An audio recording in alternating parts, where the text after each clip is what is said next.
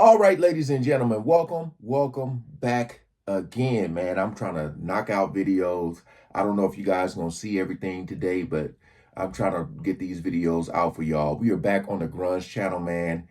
Now, with videos like this, you know, if you're a big fan of the band, this ain't gonna be news to you, or it might be. It might be stuff in here you never knew. We gonna see, but we got the tragic real life story of AC/DC. Um, I just want to see this. I love hearing backstories, because then you're able to appreciate the music even more. It's almost like I should have saw this stuff before I start reacting to them, because you can know where the stories come from and the music, the pain, the. But yeah, we gonna check this out again. Appreciate y'all. Shout out to the Grunge channel. Make sure you guys are subscribed to them, and shout out to all the good humans, man. Link is always in the description for those who are asking. We ain't gonna waste no more time. Let's jump right into it. Anyone who knows anything about music knows AC/DC, whether they want to admit it or not. They're behind some of the most quintessential rock anthems in the world, Right. songs that have brought entire stadiums to their feet. Big facts. Malcolm and Angus Young have been the backbone of AC/DC from the beginning, and it's not surprising their music speaks to the everyman in a completely non-pretentious, honest way we can all understand. That's because their own lives haven't been smooth sailing, and because, believe it or not, they've been on some of the same difficult journeys as their fans. 10-pound palms. Brothers Malcolm and Angus Young might be larger than life on stage, but in person, it's a bit of a different story. Respectively standing only 5'3" and 5'2", there's a pretty heartbreaking reason for their small stature. Lead pipes contaminated the drinking water on the Glasgow housing estate they lived in. The brothers had early years shaped by the perpetual unemployment of their father and seemingly endless poverty, and the winter of 1963 was the last straw. It was the worst in recorded history, and as temperatures plunged, I didn't think they were gonna be talking about like the height and all. I mean, I know Angus is short, but okay, they're going deep. They're going deep. father and seemingly endless poverty, and the winter of 1963 was the last straw. It was the worst in recorded history, and as temperatures plunged into the sub-zero range, sunny Australia started looking pretty good. The Youngs signed up for a government program designed to encourage immigration to Oz, and it cost the entire family just £20. When they got there, though, they were still at the very bottom and living in the 10 shelters of a migrant hostel. Losing Bon Scott. Oh yeah. AC/DC came to a major crossroads early in their run with the tragic passing of frontman Bon Scott. And just what happened on the last night of Scott's life, alone in a Renault 5 parked on a London street, is still a bit of a mystery, even though the original cause of death was given as acute. Dang, man.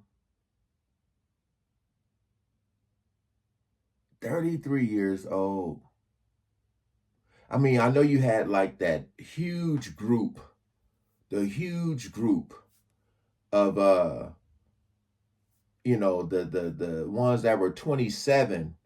I know, I think Stevie Ray Vaughan was like 30, what was it, 33, 35? That is young, man. Young. And when you look at them performing on stage, it's like they were well beyond their years, man. Dang. Alcohol poisoning, it was later changed to asphyxiation with the official ruling he had choked on his own vomit after an all-night drinking binge. That's a horrible way to go, but not everyone is convinced that's what happened. According to a 2017 biography by Jesse Fink, the actual cause of death was heroin use. Fink says he interviewed a series of people who were with Scott in the days leading up to his death, who say they were all using heroin. Was Scott? It's unlikely anyone's ever going to come up with a definitive answer. What is known is that the rock world lost a legend that night. Yes. Malcolm Young's alcoholism. AC/DC released Blow Up Your Video in 1988, and a tour followed right on the heels of the album. But all was not well behind the scenes, and before the tour even started, Malcolm announced he was going to be stepping out of the spotlight to take care of a problem that had been steadily becoming worse: his alcohol addiction.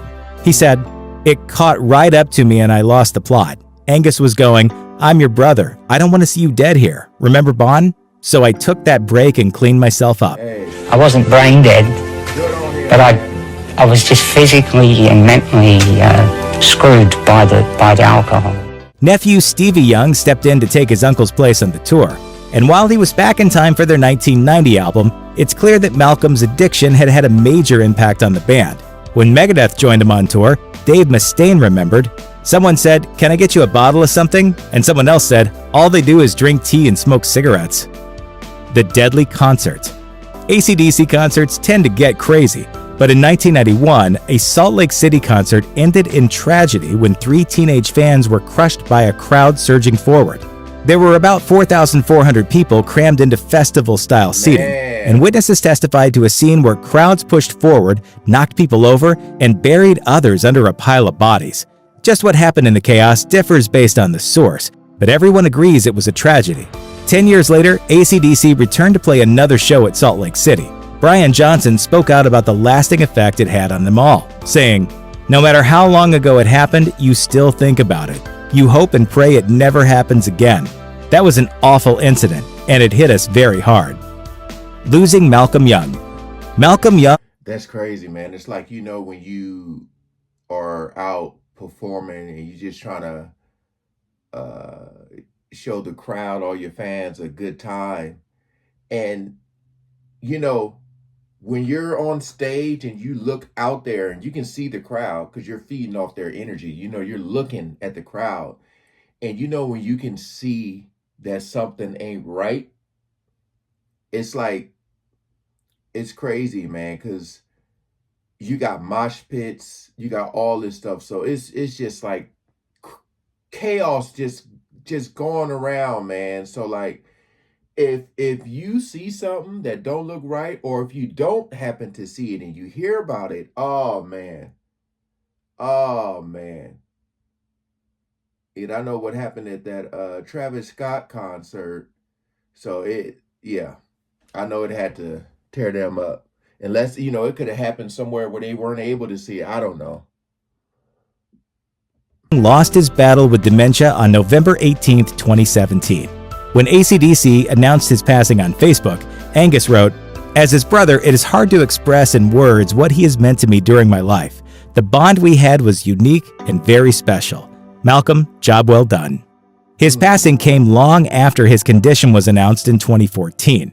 Originally vague about his health issues, AC/DC only said he was going to be taking a break and nephew Stevie Young would fill in for it. It wasn't until later that they went public with the fact that Malcolm's dementia had started during their Black Ice tour. Later, Angus would talk more about his brother's fight against dementia, saying, "Sometimes you would look and he'd be there and you'd be, 'Malcolm!'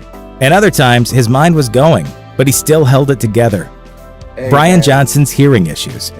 In 2016, rock fans were treated to a confusing moment when AC/DC abruptly announced that Brian Johnson was out and Axl Rose was in. Shortly after, Johnson issued his own statement on what was going on. His doctors told him he had only 2 choices: quit or face complete hearing loss. He went on to say he was stepping aside not necessarily to protect his hearing, but because he felt it was compromising his ability to perform. He explained, "Our fans deserve my performance to be at the highest level, and if for any reason I can't deliver on that level of performance, I will not disappoint our fans or embarrass the other members of AC/DC."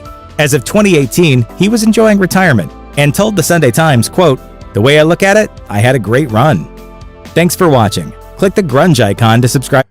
All right, could you guys please comment below on what was news to y'all?